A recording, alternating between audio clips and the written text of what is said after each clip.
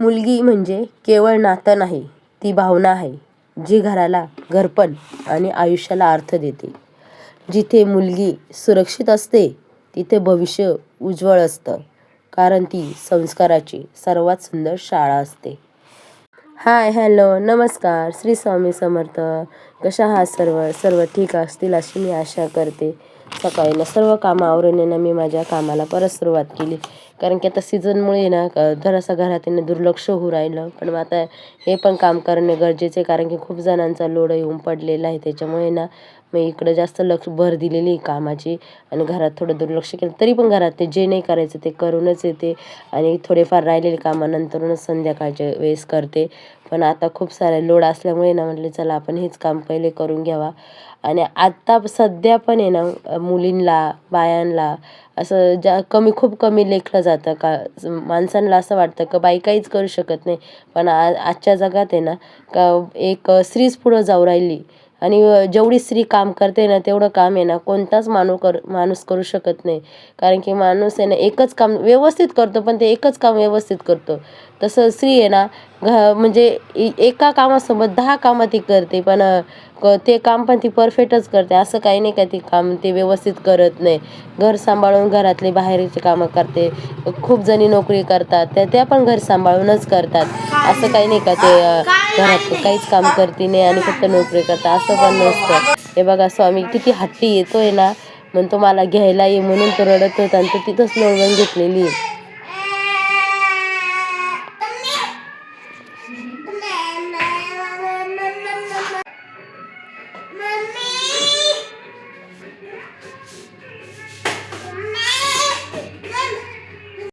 माझी ना तब्येत ठीक नव्हती ना, त्याच्यामुळे ना आज आरूने मला स्वयंपाकाला मदत केली आणि तिने पण आहे ना म्हणजे तिला पण स्वयंपाकात आवड आहे. ती करायला प्रयत्न करते. तिने भाजी आणि वरण केलं होतं आणि बघते ती करायला पण छान केलं होतं तिने. मी तिथं उभी होती आणि स्वामी पण म्हणत होता मला घे.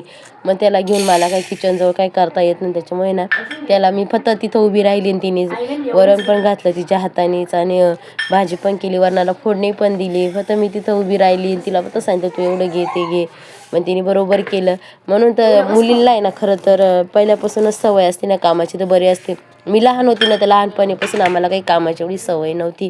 त्याच्यामुळे ना लग्न झाल्यानंतर खूप त्रास झाला का. म्हणजे स्वयंपाक पण एवढा काही येत करायचो, पण मग इतका नव्हता येत आणि काम जास्त पण नव्हतं. आमच्या इथं सर्व कामाला बाया होत्या, त्याच्यामुळे ना कधी असं धुणं कपडे कधीच म्हणजे असं कधीच केलेलं नव्हतं आम्ही. कपडे तर कधीच लग्नाच्या आधी तर कधीच धुतलेले नव्हते, भांडे पण नव्हते घासलेले. त्याच्यामुळे ना एवढा लोड कधी असं पडलाच नाही. त्याच्यामुळे ना असं मला तरी वाटतं का मुलींना ना पहिल्यापासून काम आलेलं कधी योग्य आहे. कारण की नंतरून आहे ना खूप त्रास होतो, कारण की येत नाही काही नाही कामाचा. आमच्या इकडच्या ना पोरींना खूप लवकर कामाला लागतात. म्हणजे खूप इथं आहे ना आमच्या गावात खूप बाया कंपनीत जातात, त्यांची मुली ना घरी राहून आहे ना सर्व घरातले कामं करतात. मग तेच मी कधी कधी विचार करते का आपण लहान असताना आपण कधीच काही काम केलं नाही आहे आणि ह्या पोरी किती बारीक आहे आणि किती कामं करतात. मग मी तेच आरूला म्हटले का मग थोडी थोडी तुला सवय लागेल, दुसरं काही नाही. जे मला माझ्यावर जी वेळ आली ना ती तिच्यावर न येऊ असं मला वाटतं. कारण की लहान असताना आम्ही कधी काही काम केलं नाही, कधीच असं मम्मी होती घरी करायला त्याच्यामुळे काय वाटलं नाही. परत काकू आली का ते करायचे, म्हणजे मम्मी काकू दोघे असल्यामुळे ना कधी असा लोड आलाच नाही. का खूप जणी असल्या का त्या दोघे जणी असायच्या, त्याच्यामुळे ना आम्ही कधी काही कामच केलं नाही. घरी कामवाले असल्यामुळे ना त्याचं पण कधी असं पडलं नाही का हे काम पडलेलं तर आपण करून घ्यावा.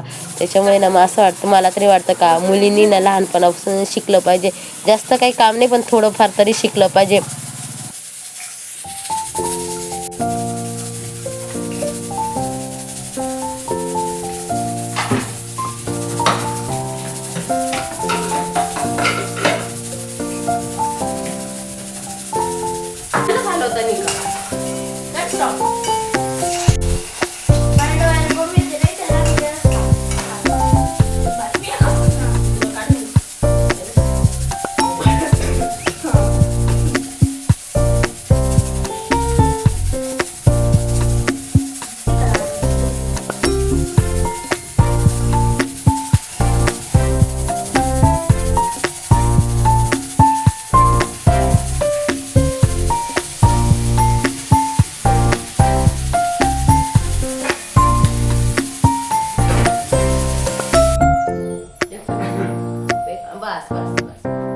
टाक ना. जास्त होईल ना? बस बस लागलं तर टाक. रस्स्याची आहे का? सुकी वरून केलं. आणून देईन तिला एक बार.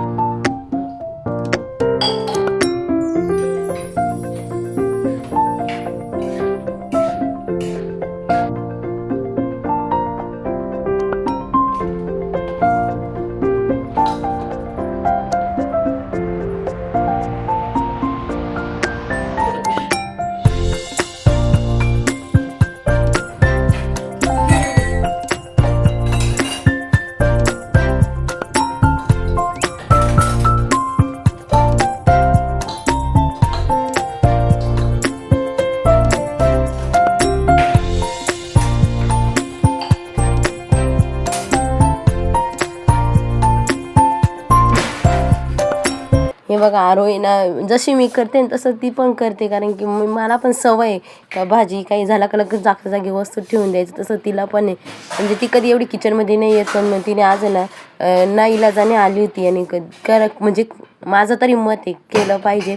आता तिचं शिक्षण म्हणजे शिकण्याचं वय आहे, पण कधी कधी ना थोडंफार ते पण मदत, खेळण्यापेक्षा ना थोडी अशी मदत केली तर योग्यच आहे. आणि तिला म्हणजे नको करू तरी ती पोळ्या करायला माझ्या मागच आली, मी करत होती तिला ते पोळ्याने बाकीचं भाजी डाळीनं मस्त बनवली होती तिने.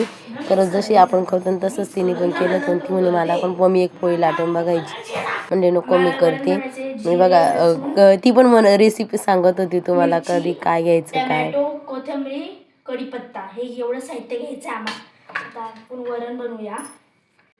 आता वरणासाठी आपण हे पातेलं घेतलेलं आहे. गॅस करून घेऊया.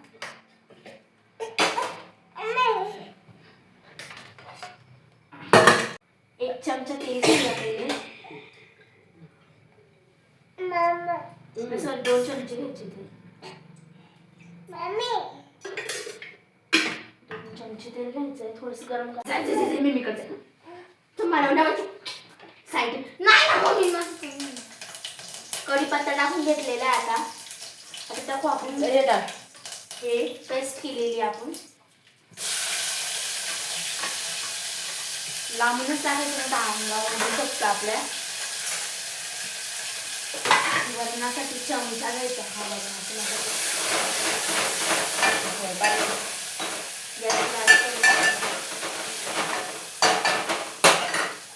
आता टाकू नाही हळद. आता टाकू आपण हळद. 1 चमचा हळद टाकू. 1 चमचा नाही, अर्धा चमचा हळद. अर्धा पण आहे बरोबर. थोडा कमी घे, खूप थोडासा कमी घ्यायचा. टाकलं का जळालं. इतकी हळद घ्यायची आपली.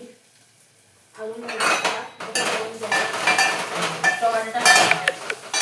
हे आपण चिरलेले बारीक चिरलेले टोमॅटो हलवून घ्यायचं.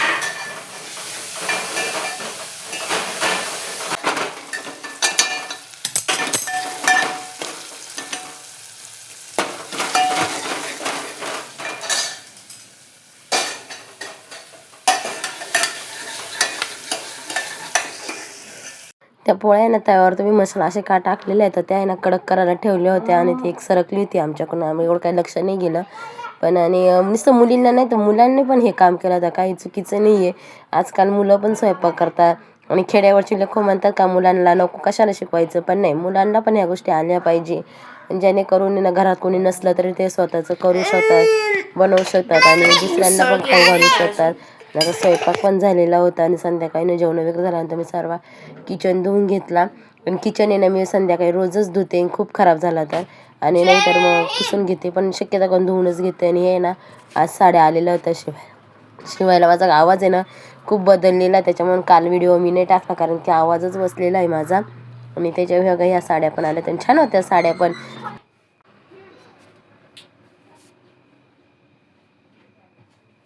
आज आहे ना बघा इतके सारे ब्लाऊज आलेले शिवायला. हा एक ब्लाऊज आहे, कांजीवरम साडी आहे त्याची, त्याचा असा ब्लाऊज आहे मस्त आहे, 3/4 बाईचा ब्लाऊज आहे.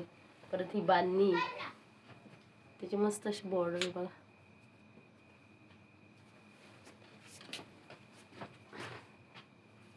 आणि हा टिश्यू पेपर पॅटर्न नाही का साडीचा, त्यातली यातली साडी माझ्याकडे आहे, सेम टू सेम आहे, फक्त कलर ग्रे कलरचं आहे. ही बघा, ही व्हाईट कलरची एक आहे. परत हे 2 ब्लॅक आणि व्हाईट कलरचे ब्लाऊज आलेले चायना पीस आहे, त्यांना पण ते पण अस्तर लावून शिवायचे. ही बघा, ही एक साऊथ, खूप छान साडी. ही कपडा पण एकदम सॉफ्ट आहे, असं एकदम मऊ आहे, प्लेन आहे पूर्ण. आणि अशी खाली छान अशी डिझाईन आहे बघा. आणि त्याचा आबोली कलरचा पदर आहे, खूप छान साडी.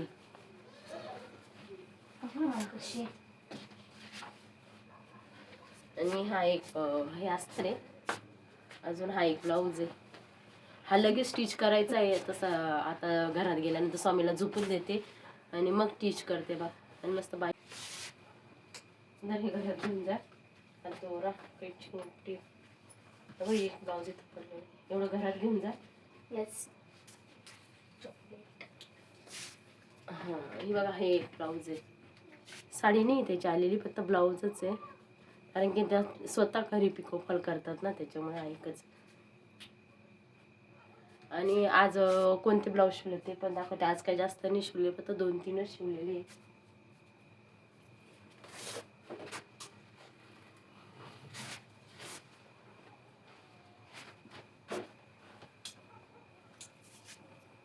हे बघा, हा एक कालचा राहिलेला तो.